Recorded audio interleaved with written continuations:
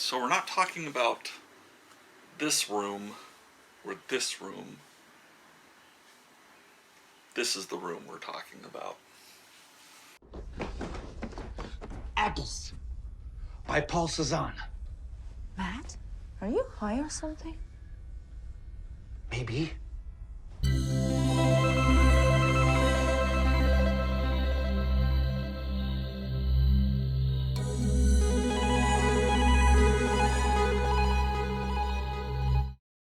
Hi, welcome to the Underhold. My name is Sinclair. Go by Illegal Priest on Twitter. And today I'm talking about The Room, the 2019 version of The Room.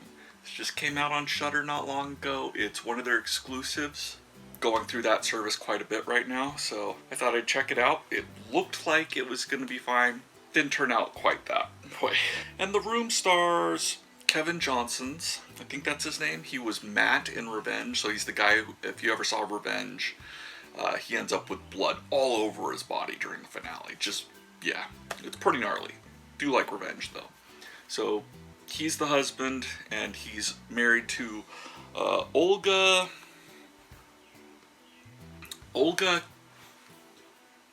Kurylenko, and she plays Kate. Now, Olga, the actress, is the Bond girl from Quantum of Solace. Unfortunately, right now, you may have seen her in the news a little bit. It's not like she's the biggest celebrity, but she is one of the early cases of COVID-19 / coronavirus that has been confirmed in a celebrity. So, for better or worse, obviously you don't want that, but it maybe gave some publicity to a film that was not going to get any. The Room ultimately has a good concept, very much like a Black Mirror episode. It is about a house with a room in it, and if you go in that room and make a wish, it provides that wish for you, with, of course, caveats. Much like a Black Mirror episode, there's always a bad thing about it. Where I think it falters is its lack of imagination after that concept. A lot of great movies or great stories like a Black Mirror like that, they'll take that concept and they'll see what craziness they can do with it. What would be hard to write, essentially, if that were to happen, or what would be hard to deal with. And you just take it from there and go to a next step and a next step, and maybe you have a point to make, maybe you don't, but you can come up with interesting things with stuff like that. The platform that I just did the review on, that's a weird little concept, about being in a building, floor to floor, food, a platform of food comes down, to each floor. You just slowly build on that weird concept. This, not so much. So ultimately, my easy review before I start going into spoilers here. So here in my general review, or just general synopsis, this couple moves into a house. They discover it does have a room that gives them their wishes. They play around with it a bit, but it ends up that they use it to get a child that they were not able to have. They raise that child, and they discover one of the caveats of when you create something in the room, if you leave the house, it essentially decomposes. It super age accelerates, so you can't do much with it very quickly after you leave. Which includes, if they create a son, it's going to happen to the son too. It feels like there's a ton of cool things they could do with that. And really, they just kind of go a weird, awkward route. Some of the third act, disturbingly uncomfortable, but not in a horror movie way I like. It's just kind of like, that was just tacky or just not good. So ultimately, I am sad to say, I don't think it's a great SHUDDER pick. But I wasted my time on it, so that hopefully you don't. So now I'm going to go a little bit deeper into the 3 acts, some key moments, and some things I may like or not like in the movie. Now in the first act, when they discover the room, and they use it a bit, but they're just not sure, like they do find that there's a machine that's in the basement that's hooked into the room. So it's not just magic, it does seem to have some type of science behind it, which is super ill-defined. It's not like it goes really beyond that in explaining it much. they get somebody, a repairman, to come in to take a look at it. And, you know, most of the actors in this are foreign actors just speaking English, which can come across as a little bit awkward because I think it's also written by people who have English as a second language. And so the repairman going in there and going like, I don't know what it is, and just being completely American was, I think, to try and sell to the audience that they're in America, that maybe they're a foreign couple in America. That was my best guess, because it came across as awkward. But as they slowly find that if they make a wish, it makes it happen. You know, they have a montage moment of them indulging wine and caviar, money. You know, they end up having a bunch of sex and everything. And sure, you do need a scene like that, but they never got really inventive with it. And that's what keeps happening in this movie. There's just a lack of imagination. But also, the repairman is there for some exposition of like, oh, I can't believe you live here. Remember the murders that happened 23 years ago or something? Yeah, that clunky. The guy ends up looking on Google, essentially like, hey, what happened at this house? Finds the clippings of like somebody killed their parents, and they're like, the room made me do it, or the house willed it so, and the guy's in the mental institution, so he goes to visit the guy. He's like, oh, you discovered the room. Definitely not going to go the way you want it to, essentially. And as the father leaves the mental institution prison to go back home, he goes to pay for gas with some of the cash he got from the room. He can't find the cash. It's like missing. I think maybe he saw that it's like withered away. It's dust. And, you know, he finds out, like, I think he calls the guy in the institution, something like that. He finds out that if you're the person who wished for something and you leave the house, that's how he finds out it all decomposes. It goes away. The father, he leaves that situation, goes to go back home, and he finds that his wife has wished for a child. And then you find out that they've been trying for a child before. They keep on having miscarriages, which is very traumatic. Like 2 miscarriages, almost at some point, I mean, unless it's a really strong relationship, that becomes like crazy baggage to have to deal with, you know, because I mean, maybe if they didn't carry it that far, but you know, there's a lot of stuff I remember reading about people who, like, you know, they have stillborn kids. Usually, you know, it's hard to go farther in a relationship. It kind of taints it. But very shortly after, she goes to walk outside with the child, and the father just kind of lets her.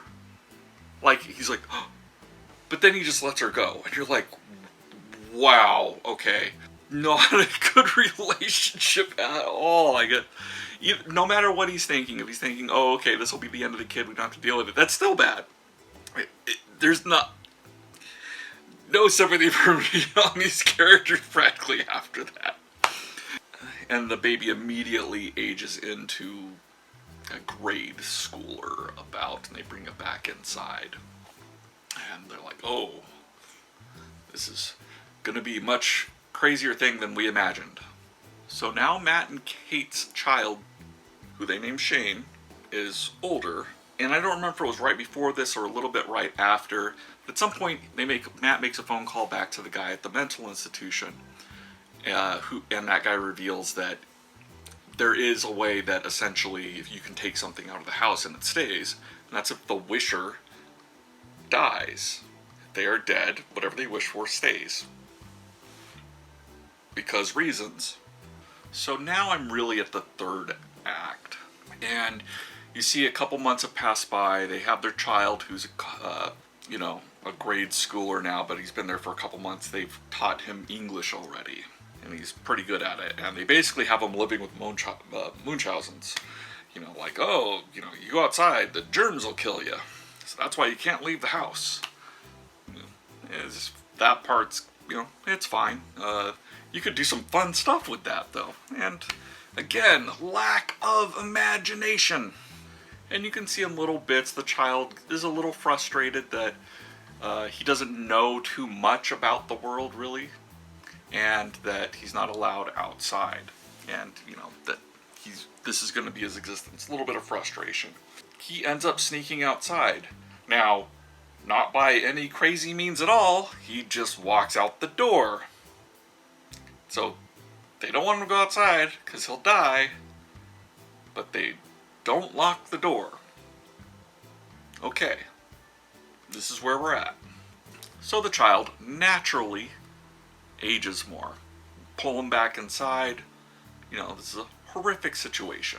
This very quickly leads to a point where he ends up stealing a gun that he knows his dad has and holds them at gunpoint inside the house of like, you know, you have to tell me more of what's going on. I know that information is being kept from me.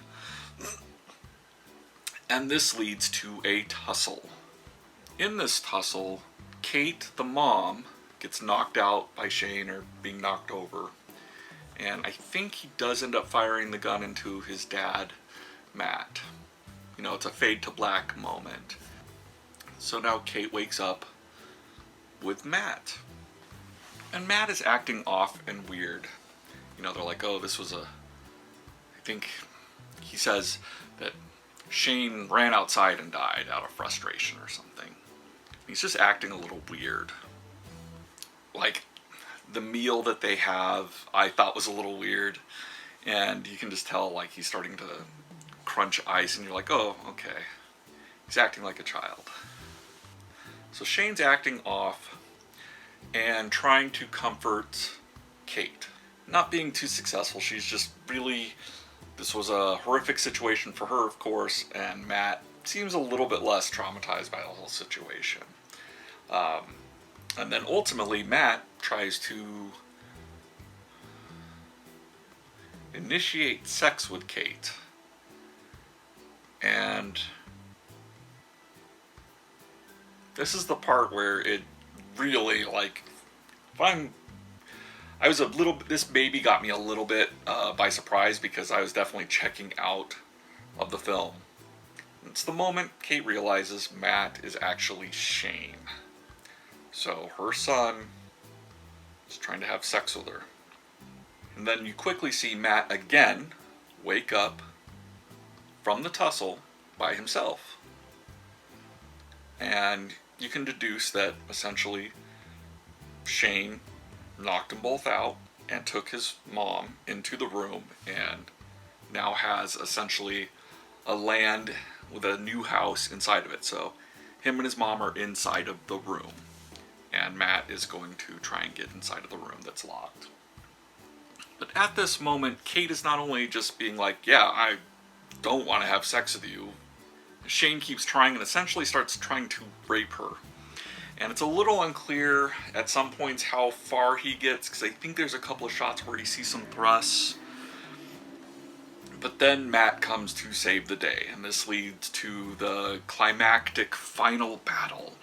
And this is where, again, imagination could have shined. Because there's no rules really super established for what happens next, which is a final battle in the house, where they're in the land, they're in the room, where anything you wish can come true, or you get any item. But in this battle, it only seems like Shane can manipulate it. Why? Because reasons. There's a small moment where you can tell he's like altered the staircases a bit. It becomes a little bit like Labyrinth in the Impossible Stairs. I forget what that type of style of art is called. And it leads to just the final moment where Matt ends up killing Shane. It's not too epic or anything. Again, not too imaginative. And it's pretty much the end right there, aside from the epilogue. So the epilogue, you get the idea that they have moved out of the house and they're like on a road trip. Maybe they're in the middle of moving, but they're stopping at a hotel.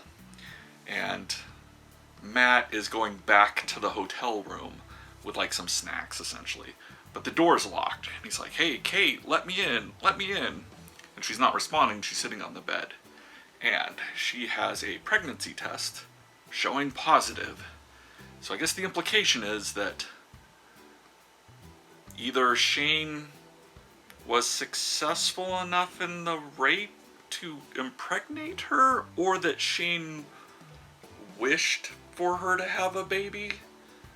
But I guess Shane is dead, so, I mean, the baby won't die then.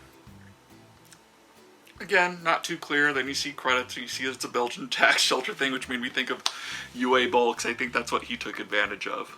So this film may not be bad in a way the Tommy Wiseau film is, but that's also not helping this film because it's just not even fun to watch. That's my ultimate take on it.